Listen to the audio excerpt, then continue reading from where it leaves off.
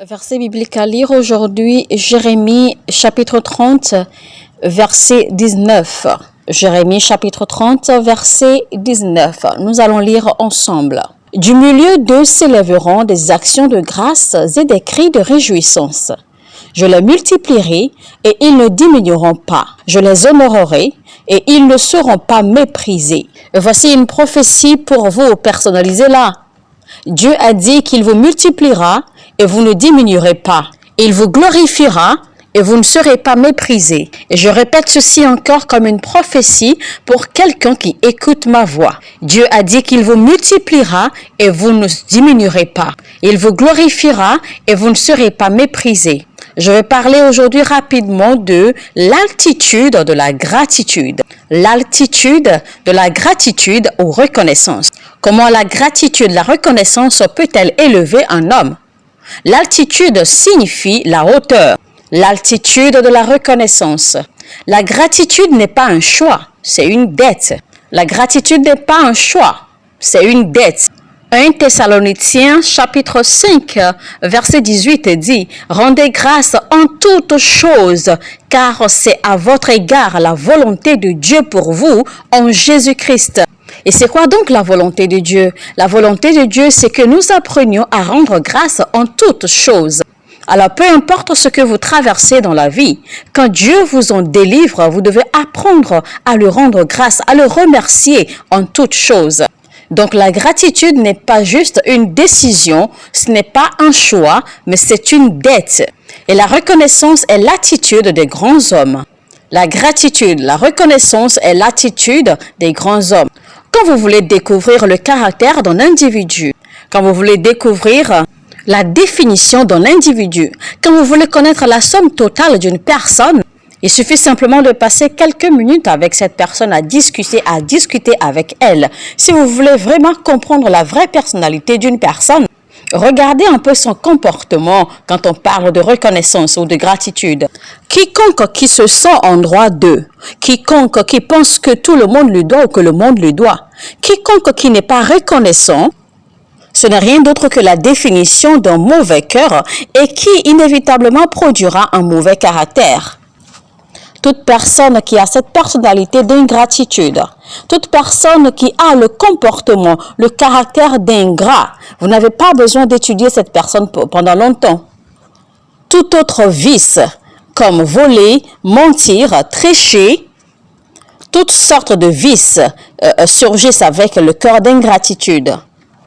Parce que les gens volent simplement parce qu'ils ne sont pas reconnaissants de ce qu'ils possèdent. Les gens trahissent, les gens trichent, les gens volent parce qu'ils pensent que les autres sont bénis et eux, ils ne le sont pas. L'ingratitude n'est que la somme totale, ce n'est que la définition d'un cœur faux. Et toute personne qui est ingrate sera infidèle. Seulement les grands fous sont ingrats. Seuls les grands fous ou les grands idiots sont ingrats. Une personne qui est reconnaissante sera fidèle. Se sentir le droit de tue facilement la reconnaissance. Il y a tellement de raisons pour nous d'être reconnaissants et de remercier Dieu. Nous avons tellement de raisons pour remercier et être reconnaissants à l'Éternel. Et l'une des raisons est celle-ci. Ce que Dieu a planifié, ce que Dieu a pour vous dans le futur est plus grand que ce que le diable vous a fait. Ce qui est préparé pour vous dans le futur est beaucoup plus grand et plus large que ce que l'ennemi vous a déjà fait subir.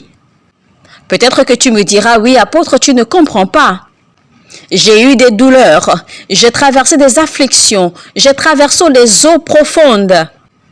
Mais ma Bible me fait comprendre dans Psaume chapitre 34, verset 19, « Le malheur atteint souvent le juste, mais l'Éternel l'en délivre toujours. » Au verset 20, il dit, « Il garde tous ses os, aucun d'eux n'est brisé. Le malheur tue le méchant, et les ennemis du juste sont châtiés.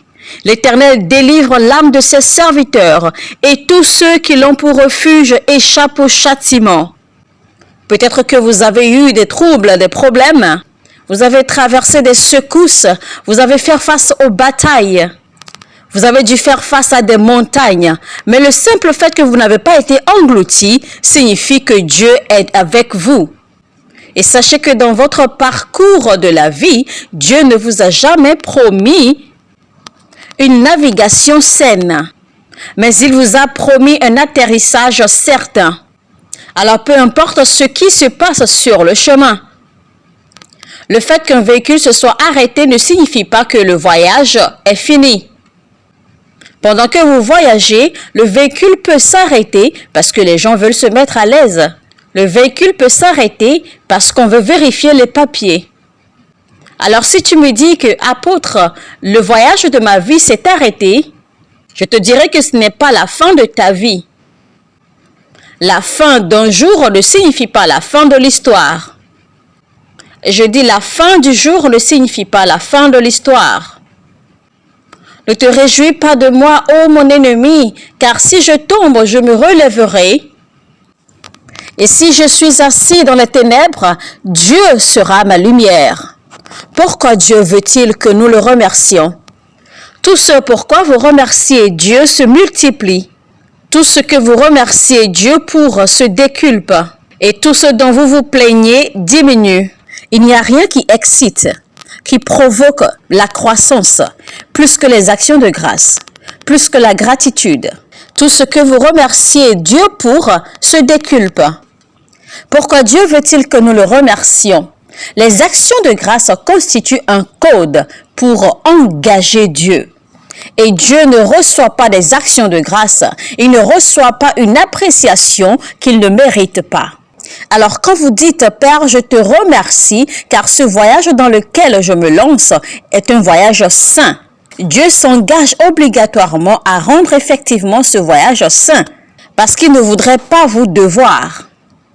Quand tu dis « Seigneur, je te remercie parce que mes examens donneront un bon résultat », quand tu dis « Seigneur, je te remercie parce que mon diplôme de master, je l'ai déjà reçu, j'ai déjà réussi mon diplôme », quand tu dis « Seigneur, je te remercie parce que je reçois une explosion financière », quand tu dis « Seigneur, voici une semaine bénie pour moi, je te remercie », quand vous dites ces choses, vous l'obligez, vous l'engagez. Parce qu'il a déjà reçu les actions de grâce, il a déjà reçu le remerciement. Donc, il s'engage à accomplir ce pourquoi tu l'as remercié.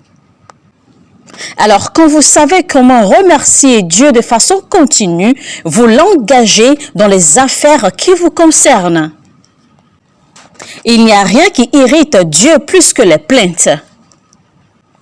Et c'était le plus grand problème que Dieu avait avec le peuple d'Israël. Il murmurait assez. Quand Dieu fait quelque chose pour eux, ils sont contents. Mais la minute d'après, quand ils veulent quelque chose, ils ont déjà oublié ce que Dieu a fait auparavant. Savez-vous qu'il y a des gens comme ça, effectivement? En avez-vous déjà vu une fois? Ces gens oublient aisément tout le bien que vous leur avez fait et ils se souviennent seulement de la seule chose que vous ne leur avez pas donnée. Avez-vous déjà croisé des gens comme ça? Est-ce qu'il y en a qui les ont comme amis? Peu importe ce que vous leur faites, la seule chose dont ils se souviennent, c'est ce que vous n'avez pas fait, cette chose que vous n'avez pas faite. Le bien que vous faites est simplifié et c'est ce que vous n'avez pas fait qui est amplifié. Et cela se passe généralement dans nos pays, et spécialement les gens de chez nous. Quand vous traversez les différentes parties du monde entier, vous allez rencontrer différentes sortes de personnes. Et beaucoup sont beaucoup plus conscients de ce qu'ils peuvent faire. Ce qu'ils peuvent faire pour eux-mêmes. Beaucoup plus en eux-mêmes. Mais les gens de chez nous, malheureusement, croient en ce que les autres peuvent faire pour eux. Et c'est pourquoi je dis souvent que le problème de notre pays, ce n'est pas les dirigeants de notre pays. Nos dirigeants ne sont pas en réalité notre problème. C'est plutôt les citoyens qui constituent leur propre problème. Si vous voulez alors placer un ange dans un bureau, et vous allez voir que la méchanceté des gens de chez nous transformera cet ange en démon. Vous pourriez ne pas apprécier la vérité que je suis en train de dire. Ton ami mérite telle position. Il est censé être à telle position. Et toi, qu'est-ce que tu fais? Tu vas tout faire pour l'empêcher d'atteindre cette position. Est-ce que c'est le président qui a fait ça? quelqu'un s'apprête ou quelqu'un est sur le point de se marier, et qu'est-ce que tu fais? Tu vas gâter le nom de cette personne devant sa belle famille. Est-ce le ministre qui est venu faire ça? Tu fais tout ton possible pour empêcher les gens d'être élevés, d'être promus, alors que tu n'as même pas encore le pouvoir. Alors imagine un peu si on te donnait le pouvoir. Je suis très ouvert et honnête avec vous ce matin. Nous constituons notre propre problème. Et donc, quand l'ennemi voit que nous nous détestons, que nous ne nous aimons pas, eh bien, ils vont capitaliser là-dessus et nous diviser. Est-ce que vous m'écoutez? Est-ce que vous me suivez? Dieu intervient dans nos vies sciemment pour un objectif. Dieu intervient sciemment dans nos vies pour un objectif. L'intervention de Dieu dans la vie des croyants est un acte délibéré de Dieu. Ce n'est pas un acte après réflexion, c'est un acte délibéré. Dieu choisit de façon délibérée de délivrer ses élus pour une raison. Il délivre de façon délibérée ses élus du milieu des troubles pour une raison bien précise, pour un objectif bien précis. Et le but de la délivrance, c'est pour les actions de grâce. Dieu est tellement excité quand les gens le remercient. Donc, il fera n'importe quoi. Il fera tout pour que vous continuiez à le remercier. Dieu est excité et il est engagé à toujours initier le processus des actions de grâce. Quand Dieu fait quelque chose pour vous et que vous ne le remerciez pas, c'est une insulte à la divinité. C'est complètement une erreur. Prendre Dieu à la légère vous rend déchu. Prendre Dieu à la légère, imagine que tu voyages et que tu reviens d'un voyage sain et sauf et tu penses que c'est dû à l'expertise de la conduite du chauffeur. Quand on revenait de la Sierra Leone pour le Nigeria après une croisade, mes pasteurs et moi, il faut dire que le pilote de cet avion en fait était très mal éduqué, d'accord? Il était en fait l'un des pilotes les plus mal entraînés que j'ai jamais rencontré. Il a fait une annonce dans l'avion et il a dit qu'il fallait que tout le monde attache ses ceintures car il y a une légère confusion. Imaginez un peu que le pilote dise à tout le monde qu'il y a une confusion alors que nous sommes en l'air. Nous sommes suspendus dans les airs, attention. Et donc le pilote a fait cette annonce-là. Et cette annonce, en fait, était comme un esprit qu'il a libéré dans l'air. Car il est écrit dans Nombre 14, verset 21, « Ce que j'entends de mes oreilles, c'est ce que je ferai. » Et donc, c'était comme si le pilote avait libéré un esprit dans l'air avec son annonce. C'est réel ce que je vous dis, car l'un de mes pasteurs, en fait, s'est confié à moi après qu'il a dit que ce jour-là, en fait, lui, il était parti. Lui, il était mort carrément. Parce qu'en fait, l'avion s'était renversé. L'avion s'était renversé dans les airs. Mais dès qu'il a fait son annonce, en fait, la seule chose que j'ai dite était « Père, je te remercie pour un atterrissage sain et sauf. » Merci car tu nous fais atterrir sain et sauf. Dès que j'ai dit cela, le ciel était engagé. Et le ciel dira, quelqu'un nous a déjà remercié d'un atterrissage sain et sauf. Alors nous devons nous engager à tout faire pour qu'ils aient un atterrissage sain et sauf comme il nous a remerciés. Le fait est que je connaissais le code. Je savais comment engager Dieu. Et c'est pour cela que j'ai dit, Seigneur, merci. Merci pour un atterrissage sain et sauf. Merci parce que nous avons atterri sain et sauf. La Bible dit, appelez les choses telles qu'elles doivent être, pas comme elles sont. Les hommes de la foi ne disent pas les choses telles qu'elles sont, mais les hommes de la foi disent les choses telles qu'elles doivent être. Car nous marchons par la foi, nous ne marchons pas par la vue. Alors peu importe ce que vous voyez, ce que vous traversez, ne dites pas les choses que vous voyez, ne dites pas ce que vous traversez, mais dites là où vous allez. N'exprimez pas votre expérience, exprimez plutôt vos espérances, vos expectations, vos attentes. Déclarez vos attentes. Déclarez vos attentes. La Bible dit dans Genèse 1, verset 3, et Dieu dit, Genèse 1, verset 6, et Dieu dit, Genèse 1, verset 9, et Dieu dit, Genèse 1, 14, et Dieu dit, Genèse 1, 20, et Dieu dit, Genèse 1, verset 26, et Dieu dit, Genèse 1, verset 31, et Dieu vit. Donc Dieu a dit, il a dit, et il a dit, et il a dit, avant de voir. Donc continuez à le dire, continuez à le clamer, et vous le verrez bientôt. Continuez à le déclarer, cela s'accomplira bientôt. Une fois l'Éternel a parlé, et 2 fois je l'ai entendu, que les pouvoirs appartiennent à l'Éternel. J'ai dit que les pouvoirs appartiennent à Dieu. Cette bataille ne vous consumera pas.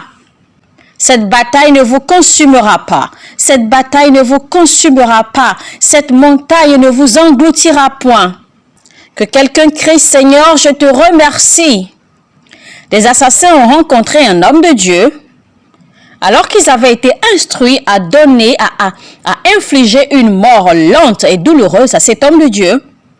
Alors ces assassins ont donné de l'acide à l'homme de Dieu à boire.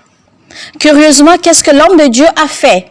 Il a élevé les mains vers les cieux avec l'acide. Et il a dit, Seigneur, merci pour cette eau bien glacée. Et il but l'acide donc. Et donc les assassins en fait sont restés à le regarder, à l'observer. 2, 3, 4, 5 minutes, rien ne se passait. Alors eux tous, ils se sont enfuis. Ils se sont dit, mais on lui a donné de l'acide concentré. Mais le fait est qu'une fois que l'homme de Dieu a remercié Dieu, il y a eu un revirement. Beaucoup de personnes attendent d'avoir des raisons de remercier Dieu avant de le remercier. Mais quand vous remerciez Dieu sans avoir aucune raison, Dieu vous donnera forcément des raisons de le remercier d'avance. Dans le temps du Covid-19, on a perdu beaucoup de personnes. Nous avons perdu des gens qui avaient de l'influence, des gens qui avaient beaucoup d'argent. C'est ainsi qu'une jeune femme a regardé son père mourir devant elle sans qu'elle ne puisse s'approcher de lui, alors que ce monsieur était immensément riche en dollars. Et pourtant, ces gens avaient des médecins qu'ils pouvaient appeler à tout temps, des médecins qu'ils pouvaient payer à tout moment. Et pourtant, Dieu vous a payé. Pourtant, vous vous plaignez. Vous vous plaignez que vous n'êtes pas malade. Vous avez besoin d'être en vie pour être malade. Vous vous plaignez que vous n'avez pas de voiture. Et vous vous plaignez sur des choses futiles, des choses peu utiles. Dans ce royaume, l'exaction de grâce, c'est notre culture. La gratitude est notre langue. Nous n'attendons pas d'avoir des raisons avant de le remercier. Si vous ne pouvez pas réfléchir, vous ne pouvez pas. Seuls ceux qui arrivent à réfléchir, quand vous prenez le temps de réfléchir et de voir les choses que Dieu a faites, vous aurez toujours des raisons pour le remercier. Quand vous vous posez, quand vous prenez du temps pour réfléchir, pour penser aux choses que Dieu a faites, vous aurez toujours une raison pour le remercier. Seuls ceux qui arrivent à réfléchir, à penser, peuvent remercier Dieu. Ceux qui ne pensent à rien ne peuvent pas remercier. Quand vous réfléchissez, quand vous pensez posément, si ce n'était pas l'Éternel qui était avec, qu'Israël dise, si ce n'avait pas été l'Éternel qui était de notre vie, quand les méchants se sont levés pour manger notre chair, ils ont tremblé et sont tombés, malgré le fait qu'ils aient comploté contre notre vie. Mais nos cœurs n'étaient pas troublés. Peu importe combien ils étaient qui se sont levés contre nous, nous avions cette confiance, cette confidence que tout ce que nous avons désiré de l'Éternel, c'est cela que nous allons retrouver plus tard. Et j'aime ce que la Bible a dit. La Bible dit, béni soit le Seigneur qui ne nous a pas offert en proie à leur... Notre âme s'est échappée comme l'oiseau du filet des oiseleurs. Le filet s'est rompu et nous nous sommes échappés. Dieu merci pour les choses qu'il a fait. Il y a eu des moments pendant que vous dormiez la nuit, il y avait des batailles au cours de la nuit profonde. Il y avait un esprit qui s'est dit que vous n'allez pas vous réveiller. Et pourtant, l'ange disait que vous devez vous réveiller parce qu'un prix a déjà été payé. Il y a une puissance depuis la maison de votre Père qui a déjà vu là où vous devez atterrir dans la vie et qui avait dit cette nuit-là que vous ne devez pas vous... Mais Dieu a dit, vous devez vous réveiller. Quand il dit que c'est lui qui donne le sommeil à ses bien-aimés, et donc vous êtes son bien-aimé, vous êtes sa bien-aimée. Et c'est pour cela quand vous vous êtes réveillé, vous ne saviez pas, vous n'avez pas su à quel moment vous avez... Que voici le jour que l'Éternel a fait. Je m'y réjouirai et j'y serai content. Alors écoute-moi bien, enfant de Dieu, s'ils n'ont pas pu t'empêcher de te réveiller, ils ne peuvent t'arracher ta vie. S'ils n'ont pas pu t'arrêter, s'ils n'ont pas pu t'empêcher de vivre, ils ne peuvent pas t'arracher tes enfants.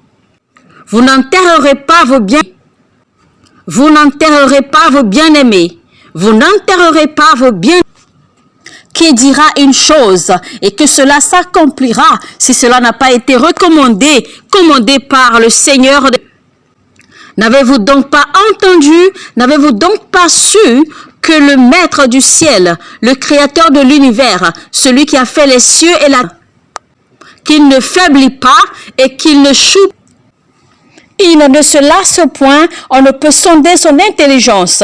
Il donne de la force à celui qui est fatigué et il augmente la vigueur de celui qui tombe en défaillance. Est-ce que je parle à... Et il dit, ceux qui se confient en l'Éternel renouvellent leur force. Ils prennent le vol comme les aigles. Ils courent et ne se lassent point. Ils marchent et ne se fatiguent. S'ils n'ont pas pu vous empêcher de voir le mois de décembre, ils ne peuvent vous empêcher de voir le mois de... S'ils n'ont pas pu vous empêcher de voir décembre, ils ne peuvent vous empêcher de voir le mois de... Qu'ils se rassemblent, ils seront disciples. Qu'ils planifient, ils échoueront. Partout où ils se sont rassemblés, quiconque est en train de projeter le malheur contre vous et vous souhaite ce qu'il vous souhaite leur arrivera. Ce qu'ils souhaitent pour vous leur arrivera. Le malheur qu'ils souhaitent pour vos enfants leur arrivera. Le malheur qu'ils souhaitent à votre famille leur arrivera. Le malheur tombera. Ça tombera sur eux. Ça tombera sur eux. S'ils vous souhaitent la mort, ils vous remplacent. Nous ne servons pas un Dieu mort, nous servons un Dieu puissant. Il est le même hier, il est le même aujourd'hui, il est le même à jamais. Quand Dieu dit oui, personne ne peut dire non. Quand Dieu vous élève, personne ne peut vous rabaisser. Dieu est avec vous, la puissance est avec vous, la gloire est avec vous, la faveur est avec vous. Que quelqu'un crie feu. La vie est un champ de bataille. Prenez siège. Spirituel au Ghana. C'est un président de son église. Une femme a offert un terrain à l'église pour construire et le pasteur a construit sur le terrain. Et depuis qu'ils ont déménagé en fait dans la nouvelle construction, en fait, la croissance de l'église a chuté. Alors, il s'est lancé, d'accord, dans un jeûne de prière de 40 jours, 1 an après que la dame... Et donc, il posait des questions à l'Éternel en prière. C'est alors que Dieu lui révèle que la femme qui lui a offert le terrain est une sorcière. Il a dit non, ce n'est pas possible. Vous savez, il y a des gens qui lient Dieu. Parce que ce pasteur, en fait, il liait la révélation de Dieu. Il disait que non, je lis cette révélation. C'est pas vrai. Quand même, elle est diacre chez moi, donc elle ne peut pas être sorcière. Et donc, en fait, le pasteur ne croyait pas vraiment à la révélation que Dieu lui a faite. Alors, il m'envoya un message pour me narrer la situation. Je lui ai dit, écoute, Dieu ne peut pas mentir. Et je lui ai recommandé de prier encore.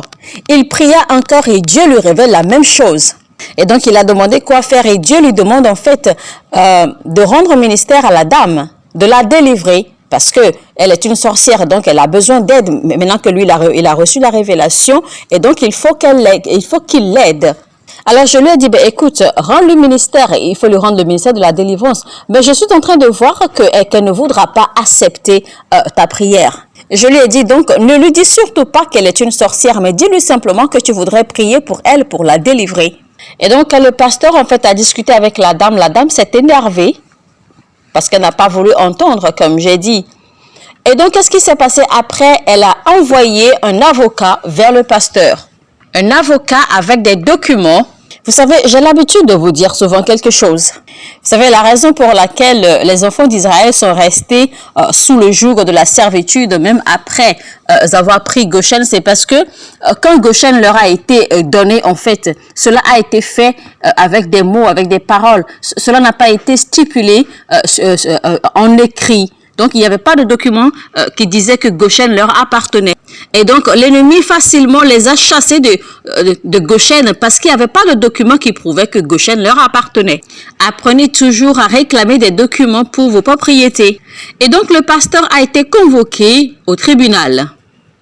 En fait, le tribunal a émis une lettre, d'accord, une lettre d'évacuation au pasteur lui demandant d'évacuer le terrain, d'évacuer la propriété dans les 21 jours à suivre. Comment évacuer un terrain sur lequel vous avez déjà construit une église? Imaginez. Alors, il m'a demandé quoi faire et je lui ai dit, ben écoute, les choses légales, d'accord, sont gérées de façon légale. Donc, toi aussi, prends un avocat. Alors, avant le procès, je lui ai dit de prier et de jeûner pendant 7 jours et de prier 4 heures chaque jour et d'étudier la parole de Dieu 5 heures chaque jour. Ok, j'ai dit qu'il prie 4 heures chaque jour et qu'il lise 5 chapitres chaque jour pendant les 7 jours. Alors, après sa prière, Dieu lui a dit, arrivé au tribunal, dis-leur publiquement qu'elle est une sorcière. Quand il m'a dit cela, j'étais étonnée parce que je lui ai dit, ben écoute, on n'amène pas les choses spirituelles au tribunal. Elle dit, mais c'est ce que Dieu m'a dit de dire. Et donc, ils se sont rendus au tribunal. Ben, sans le savoir, le juge qui était chargé du dossier, en fait, était lié à la dame en question. Donc, c'était déjà un dossier classé. C'était déjà un cas géré à l'avance. C'était déjà un dossier conclu à l'avance. La presse et tout le monde était présent. Alors, une fois que le pasteur s'est rendu à la barre, il a dit, en réalité, la source, la racine de ce problème que nous avons, c'est parce que j'ai dit à cette femme qu'elle est sorcière. Et l'avocat de la dame, peux-tu le prouver? Le pasteur répondit oui. Et l'avocat dit, as-tu des évidences, des preuves? Et le pasteur dit, je vais vous le prouver à l'instant même. Et le pasteur dit, si je dis au nom de Jésus et qu'elle ne tombe pas, c'est qu'elle n'est pas sorcière. Vous savez, moi, j'aime la puissance. Sans la puissance, un pasteur demeure un prophète. L'évidence de la puissance de Dieu est l'accréditation de ton appel. Alors, la femme a commencé à faire du bruit. Tu ne peux rien faire, tu ne peux rien prouver, c'est faux, tu es en train de mentir. Alors, le pasteur crie au nom de Jésus. Et c'est alors que la puissance de Dieu souleva la dame et la fait retomber sur le sol. Et tout le monde a dit en unisson, un. Alors, il a prié en langue quelques minutes et il a crié encore au nom de Jésus. Et la puissance de Dieu souleva la femme et la refit tomber encore sur le sol. Et cette fois-ci, elle essayait, mettons cette fois-ci, après s'être relevée, de se tenir, d'accord, d'attraper quelque chose pour tenir ferme sur le sol. Et c'est alors que le pasteur crie encore une troisième fois au nom de Jésus. Et la puissance de Dieu la souleva encore une fois et la fit retomber par terre. Mais cette fois-ci, à l'atterrissage, elle était restée muette, elle était restée figée. Elle ne pouvait pas bouger, elle était restée comme une statue. C'est alors que le juge a dit que ce dossier est classé. Il est prouvé que la femme est une sorcière, donc dossier conclu, dossier classé. Donc c'est comme ça que ce cas a été résolu en la faveur de ce pasteur. Il y a des choses qui se passent, chers amis. Des choses se passent dans ce monde. Il y a des gens qui marchent et simplement parce que vous marchez, parce que vous respirez, il y a d'autres personnes qui sont en colère simplement parce que vous marchez, simplement parce que vous vivez. C'est une chose que je n'arrive pas à comprendre. quelqu'un est riche dans une famille et ça devient un crime. Est-ce que tout le monde doit demeurer pauvre? Si vous avez une alliance avec la pauvreté, pourquoi ne pas maintenir votre pauvreté et permettre que les autres s'enrichissent calmement? Dans un village pas très loin de nous, ici, il y a eu un jeune homme, d'accord, qui est rentré chez lui dans son village natal. Alors, quand il rentrait, en fait, il est parti avec son véhicule, hein. Mais quand il est arrivé à la maison, alors il a dit à son père, écoute, hein, j'ai souffert pour venir, hein, car les choses ne vont pas bien à Lagos, tout va mal à Lagos. Et quand il a dit ça, en fait, au vieil homme, le vieil homme s'est mis à rire. Il lui a dit, viens, suis-moi. Une fois qu'ils sont entrés dans la chambre, le vieil homme, en fait, a saisi comme un bâton et il a remué la marmite ou alors le canari d'eau, d'accord, qui était quelque part là. Quand il a remué le canari d'eau, en fait, il a montré au jeune homme, il a dit, regarde ta maison là-bas à Lagos. Regarde tes enfants, ils sont en train de jouer. Regarde ta femme. Regarde chez toi, je vois chez toi. Regarde ta société aussi. Tu vois que si je veux les tuer maintenant, il suffit simplement que je dise quelque chose depuis ici. Et c'est fait. C'est alors que le jeune homme, en fait, a retiré la main du vieil homme, carrément, il a crié, mais qu'est-ce que tu veux faire? Et le vieil homme de dire, écoute, toi, tu penses que tu peux nous bleuir, que tu peux nous tromper ici. Je sais que tu n'es pas en train de souffrir à Lagos. C'est seulement qu'on aime ton papa. On apprécie beaucoup ton papa parce qu'il est des nôtres. Et donc, c'est pour cela qu'on ne t'a pas encore touché. C'est pour cela qu'on ne te fait rien. Le jeune homme était donc étonné de voir que même de là où il était, on pouvait le voir. On pouvait le surveiller. Malheureusement, c'est le monde dans lequel nous vivons aujourd'hui. Et si vous n'avez pas Dieu avec vous, vous serez complètement déchus. Ne pensez pas qu'un alpha ou qu'un féticheur peut vous aider. Si vous allez visiter un féticheur, quelqu'un d'autre ira visiter un féticheur plus grand et plus puissant. Mais quand vous allez visiter Dieu, il n'y a pas un Dieu supérieur à lui. Il est l'autorité finale. Il est l'autorité finale. Dis à 4 personnes, Dieu est l'autorité finale. Dieu est l'autorité finale. Dieu est l'autorité finale. Les remerciements sont incomplets sans les dons, sans les présents. Le remerciement est incomplet sans un présent. Imaginez un peu que vous avez un garçon ou vous avez une fille. Vous avez dépensé sur cet enfant, vous avez tout fait pour que cet enfant réussisse à l'école. Il y a des mères qui vont même aller vendre leurs pagnes, leurs bijoux pour s'assurer que l'enfant aille à l'école et que l'enfant réussisse à l'école. Et maintenant, votre enfant, après avoir obtenu ses diplômes, eh bien, décroche un emploi, peut-être dans une grande compagnie, une grande société d'industrie peut-être pétrolière, avec un très bon salaire. Et voici qu'après sa première paie, votre enfant rentre chez lui, rentre chez vous, d'accord, et s'allonge par terre devant vous et dise papa, merci, maman, merci pour tout ce que vous avez fait pour moi. Merci pour tout. Si ce n'était pas vous, je n'aurais pas été là aujourd'hui. Donc, merci beaucoup à vous. Il est vrai qu'on m'a déjà payé mon premier salaire, alors j'ai dû régler les choses qui étaient en attente autour de moi.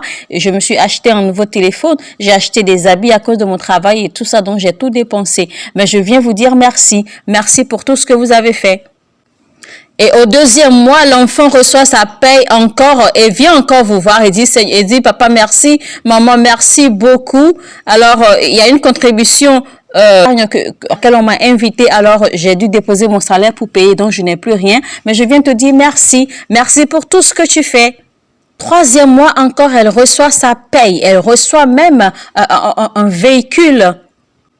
Et elle revient encore au troisième mois, simplement pour vous dire, maman, merci, merci papa, merci pour tout ce que tu as fait, merci pour ta présence, merci pour ton soutien. Merci pour tes prières, maman. Mais tu vois, mon salaire, quand on m'a donné mon salaire, j'ai dû aider mon ami, d'accord, parce que sa mère est malade, donc je leur ai remis l'argent pour régler certaines choses. Mais je viens te dire merci. Merci beaucoup, car tout ce que tu fais, tes prières, ça marche. Voici un exemple de ce que vous allez faire. Vous allez attraper votre enfant, vous allez lui demander s'il est libre, d'accord, le 11 et le 12. Et évidemment, il dira oui. Et quand il dit oui, en fait, le 12, c'est un week-end et tu lui diras alors d'accord, car je vais inviter la famille, d'accord? Je veux inviter la famille à cause de toi, car je ne sais pas ce qui t'arrive. Mais s'il y a quelqu'un qui t'a fait ceci, mais si quelqu'un est derrière toi et que je ne peux pas manger, je ne peux pas jouir du fruit de mes labeurs, alors donc quand vous remerciez, vous devez donner un présent. Quand vous remerciez, vous donnez, vous offrez. Je sais que certains d'entre vous, votre éducation a dû coûter énormément à vos parents. Certains d'entre vous, votre éducation a représenté l'éducation d'à peu près 5 personnes à la fois. Vous savez, quand j'étais enfant à l'école, quand j'allais à l'école, en fait, j'avais cette habitude de créer, d'inventer des dépenses inutiles à mes parents. Donc, je créais des dépenses ici et là, j'inventais des histoires qu'il y avait ci à faire, il y avait cela à faire à l'école et donc mon père me donnait de l'argent pour ça jusqu'à ce qu'un jour, en fait, mon père s'est rendu à l'école sans même que je le sache parce qu'il voulait comprendre, en fait, il voulait voir clair, en fait, là-dedans. Et donc, après ce jour-là, en fait, tellement j'étais paniquée parce que mon père, même après avoir découvert cela, en fait, il n'a rien dit, il n'a pas réagi.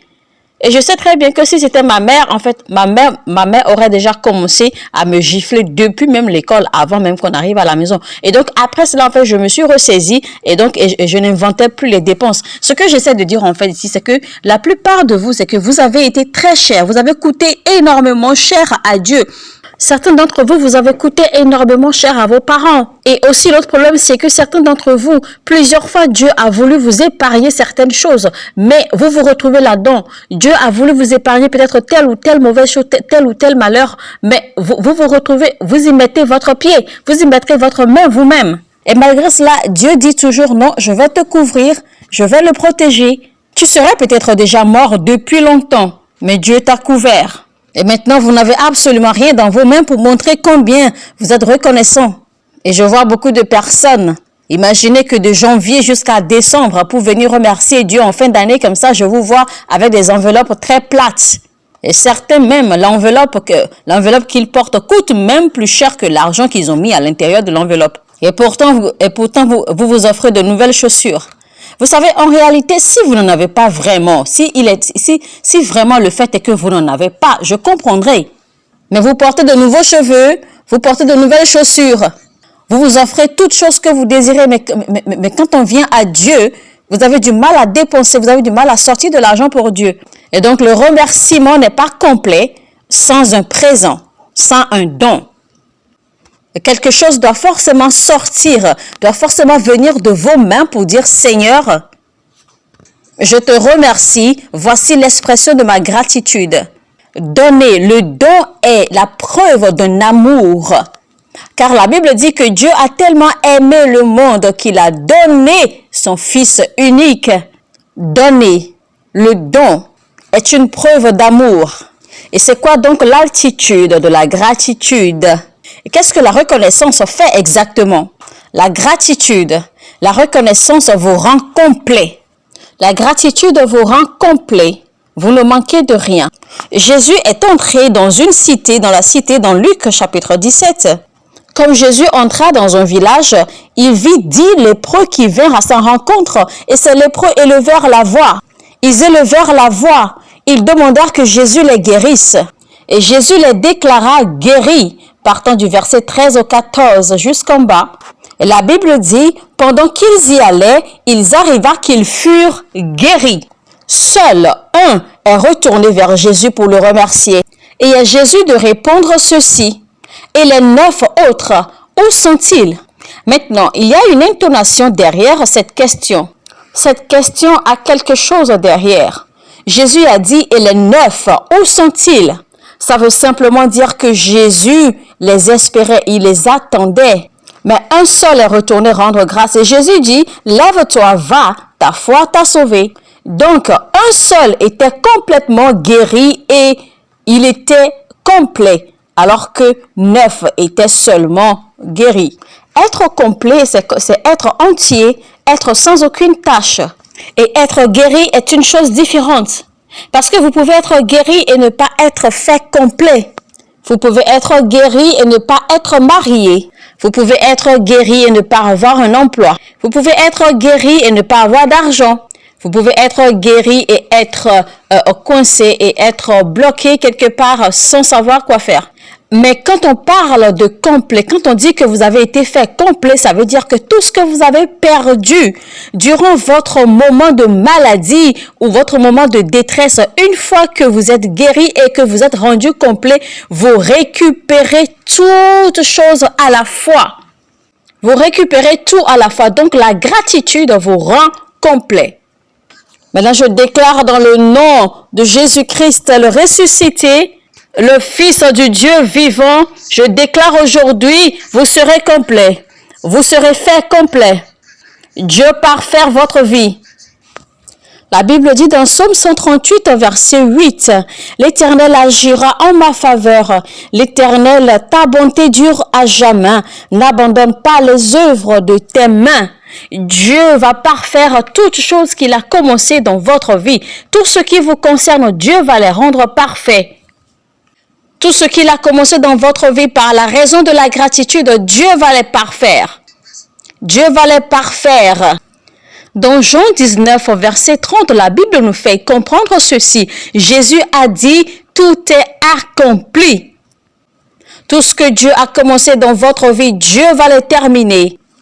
Dans Jean 4, verset 34, Jésus a dit, « Ma nourriture est de faire la volonté de celui qui m'a envoyé et d'accomplir son œuvre. » Tout ce que Dieu a commencé, il va le parfaire. Je reprends. La Bible dit que Dieu a fini de créer les cieux et la terre. Donc Dieu a tout fini. Tout ce qu'il a commencé, il va le finir dans votre vie. Paul parlait dans 2 Timothée 4, verset 6 et verset 7. « J'ai combattu le bon combat et j'ai accompli mon œuvre. Et j'ai gardé la foi. » Tout ce que vous avez commencé dans la vie, vous allez le finir. Vous allez l'achever. Dans Zacharie 4, verset 9, Zacharie le prophète est en train de parler et il a dit ceci. « Les mains de Zorobabel ont fondé cette maison et ses mains l'achèveront. » Tout ce que Dieu a commencé dans votre vie, peu importe ce que Dieu a commencé dans votre maison, peu importe ce que Dieu a commencé dans votre famille, peu importe ce qu'il a commencé dans votre santé, tout ce que les cieux ont commencé dans votre vie, Dieu l'achèvera. La puissance l'achèvera. Le Saint-Esprit l'achèvera. La puissance l'achèvera. Les miracles les achèveront. La puissance l'achèvera. La puissance l'achèvera. La puissance l'achèvera. Dieu l'achèvera. Dieu l'achèvera. Dieu l'achèvera. Dieu l'achèvera. Dieu l'achèvera. Les yeux n'ont encore vu et les oreilles n'ont encore entendu. Et cela n'est pas encore arrivé à l'oreille de l'Éternel. Ce que personne n'a jamais pu imaginer, c'est ce que le ciel s'apprête à faire dans votre vie. Ce que personne n'a jamais pu imaginer, Dieu s'apprête à vous surprendre. Le ciel vous donnera une surprise. Vous n'en verrez peut-être pas le vent, vous n'en verrez peut-être pas la pluie. Et pourtant, cette vallée sera remplie d'eau. Vous pourriez ne pas savoir quand, vous pourriez ne pas savoir comment. Mais le ciel vous surprendra.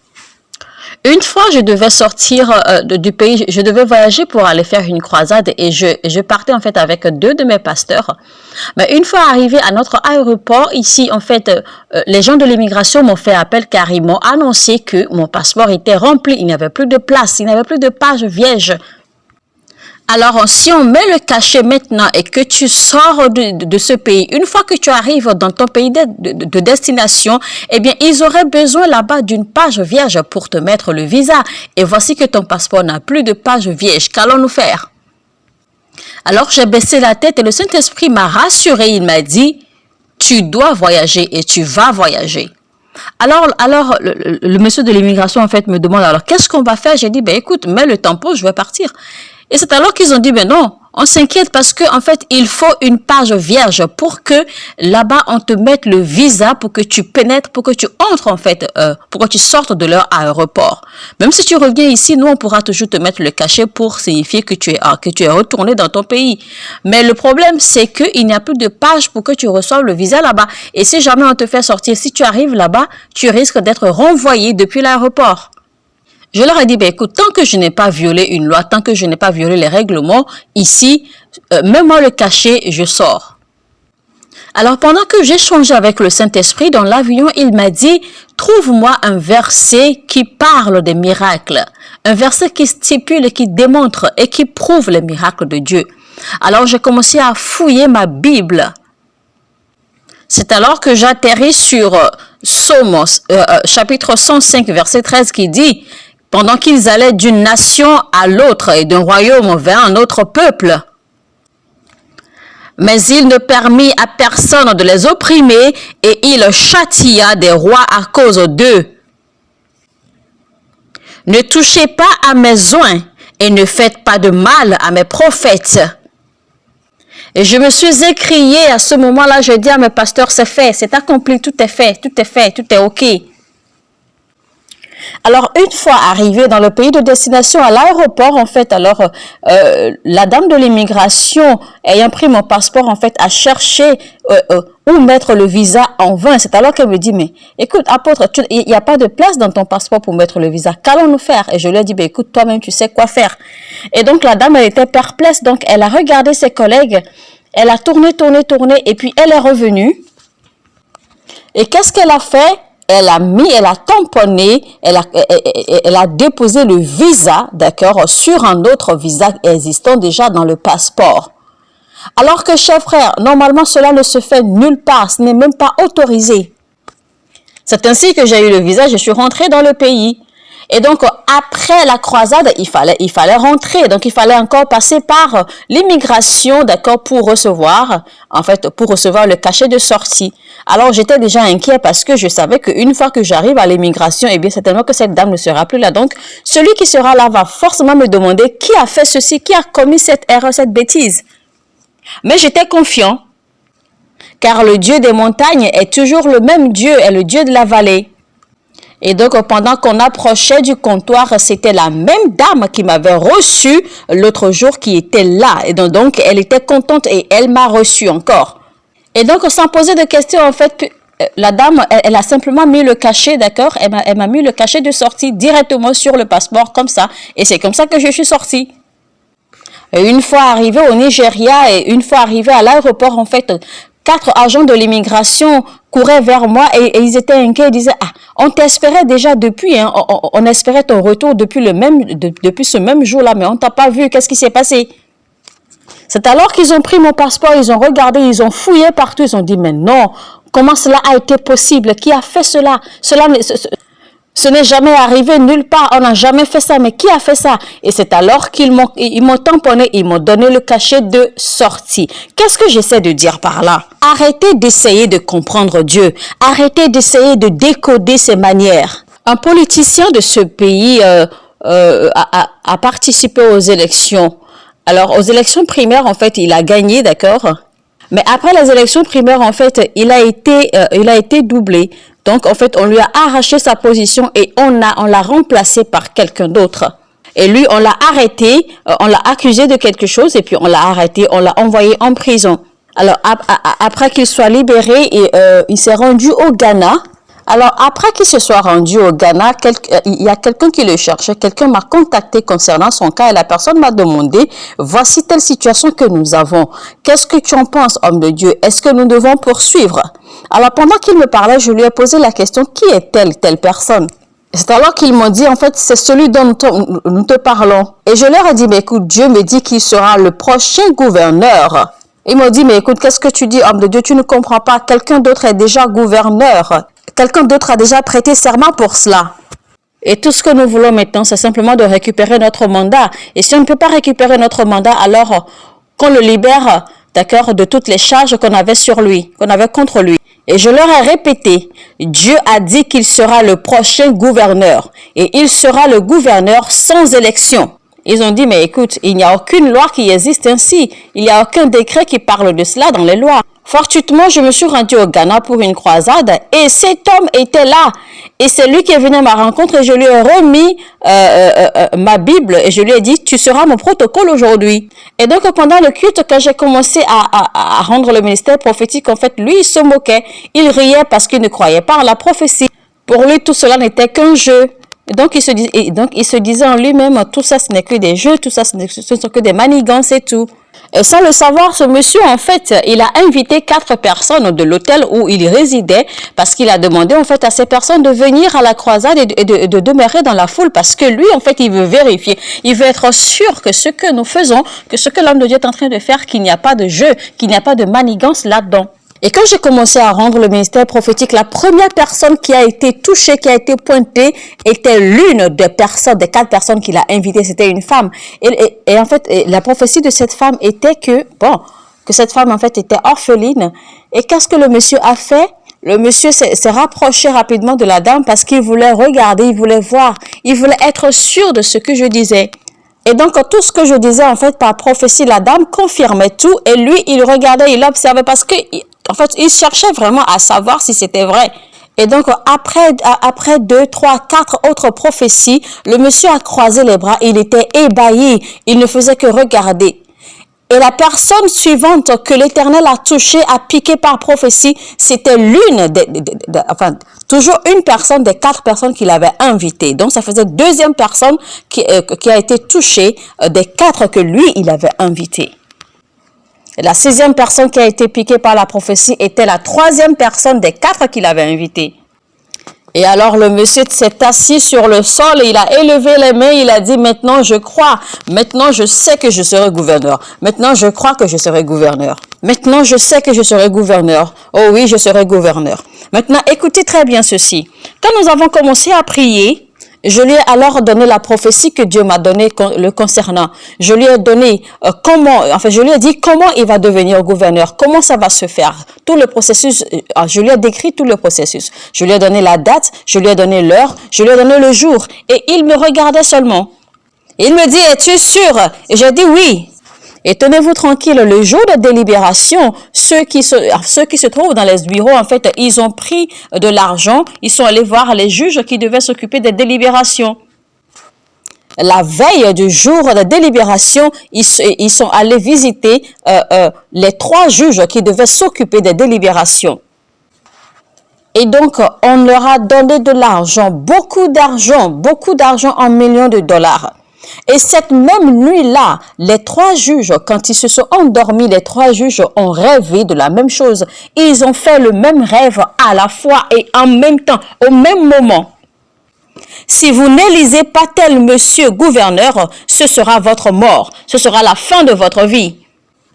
Et donc, les 3 juges se sont appelés cette nuit-là, en fait, pour se confirmer les rêves qu'ils avaient fait chacun. C'est alors qu'ils ont décidé que, ok, le lendemain, qu'ils allaient faire ils allaient faire selon ce que la voix leur a dit dans leurs rêves. Et donc, il fallait élire le monsieur gouverneur et ceci sans élection.